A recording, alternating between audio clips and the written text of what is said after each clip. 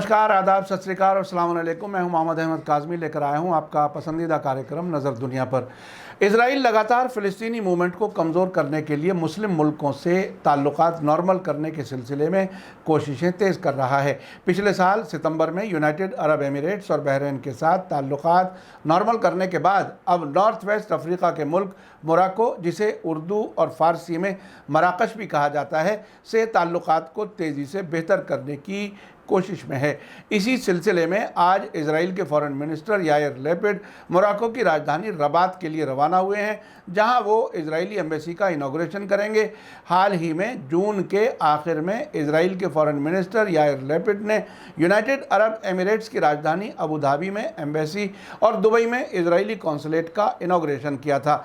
उसके 2 हफ्ते बाद ही यूएई ने इजराइल में तेल अवीव शहर में अपनी एम्बेसी खोली थी। आपको बता दूं कि अक्टूबर 2020 में सूडान ने भी इजराइल के साथ नॉर्मल ताल्लुकात करने के लिए ऐलान किया था।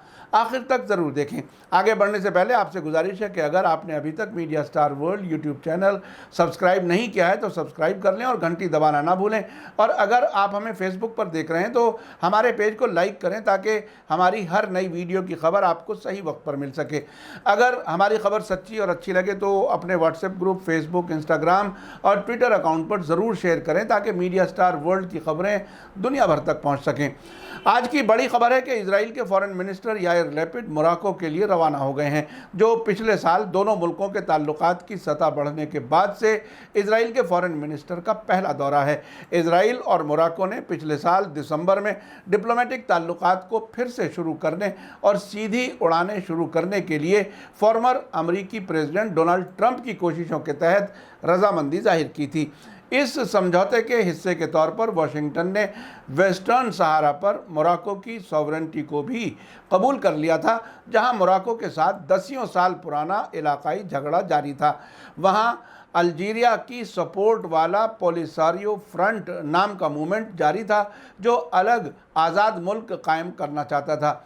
आज Israeli foreign minister Yair Lapid के ऑफिस ने कहा है कि मिनिस्टर लेवल के एक डेलीगेशन को लीड करते हुए यायर लैपिड रबात में इजराइल के डिप्लोमेटिक मिशन का इनॉग्रेशन करेंगे, कैसाब्लांका के हिस्टोरिकल मंदिर बेथ एल का दौरा करेंगे और मोरक्को के फॉरेन मिनिस्टर नासिर बोरिटा के साथ बातचीत करेंगे।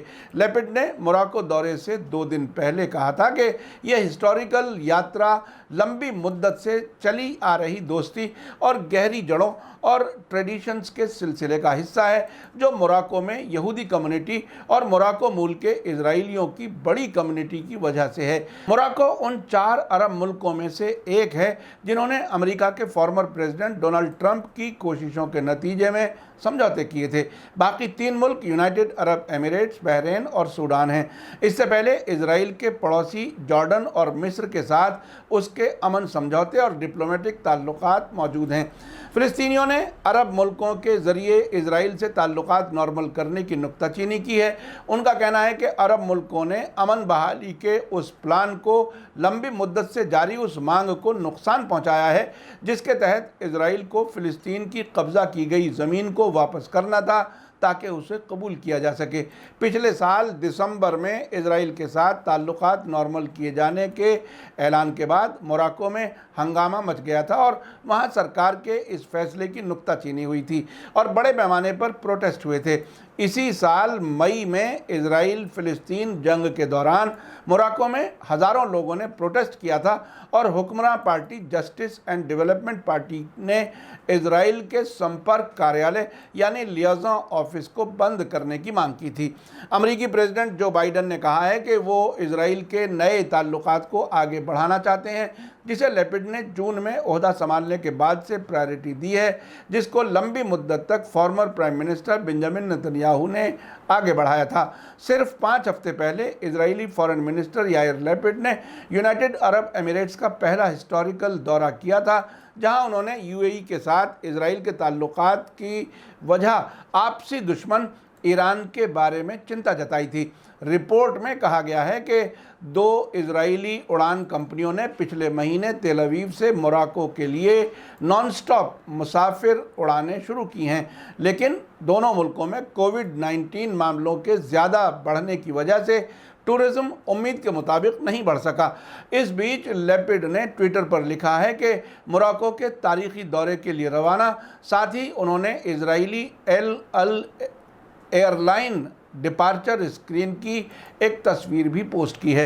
नॉर्थ अफ्रीकी मुल्क मोरक्को तकरीबन 3000 यहूदी कम्युनिटी की मेज़बानी करता है, जो किसी अरब मुल्क में सबसे ज़्यादा है। मोरक्कन मूल के तकरीबन 7 लाख यहूदी इजराइल में रहते हैं। मोरक्को और इजराइल के दरमियान 1990 की दहाई में एक दूसरे मुल्कों में संपर्क कार्यालय यानी लियाज़ा ऑफिस थे, जो सन 2000 में फ़िलिस्तीनी इंतफाज़ा या रेजिस्टेंस मूवमेंट के दौरान बंद कर दिए गए थे।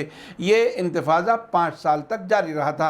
आपको याद दिला दूं कि 29 जून को इजराइल के फॉरेन मिनिस्टर यायर लैपिड ने यूनाइटेड अरब एमिरेट्स के दौरे के मौके पर उन अरब बादशाहों को भरपूर तरीके से जलील किया था जो इजराइल से दोस्ती के लिए तैयार खड़े हैं। यायर लैपिड ने अबू धाबी में इजरायली एम्बेसी के इनाग्रेशन के मौके पर कहा था कि मिडिल ईस्ट हमारा घर है, हमें यहाँ रहना है। उन्होंने ये भी इशारा दिया था कि अब हम यहाँ से वापस नहीं जाएंगे। इजराइल के फॉरेन मिनिस्टर यायर लैपिड ने यूएई के पड़ोसी अरब मुल्कों को कहा था कि इजराइल यहाँ रहने के लिए है और अरब मुल्कों को इजराइल के साथ बातचीत शुरू करनी चाहिए। उस वक्त रशिया टुडे ने रिपोर्ट दी थी कि लैपिड ने अबू धाबी में अपनी एम्बेसी के इनाग्रेशन के मौके पर कहा कि इजराइल अपने पड़ोसियों के साथ अमन चाहता है। लैपिड का कहना था कि हम यहाँ से कहीं जाने वाले नहीं हैं, मिडिल ईस्ट हमारा घर है, हम यहीं रहेंगे।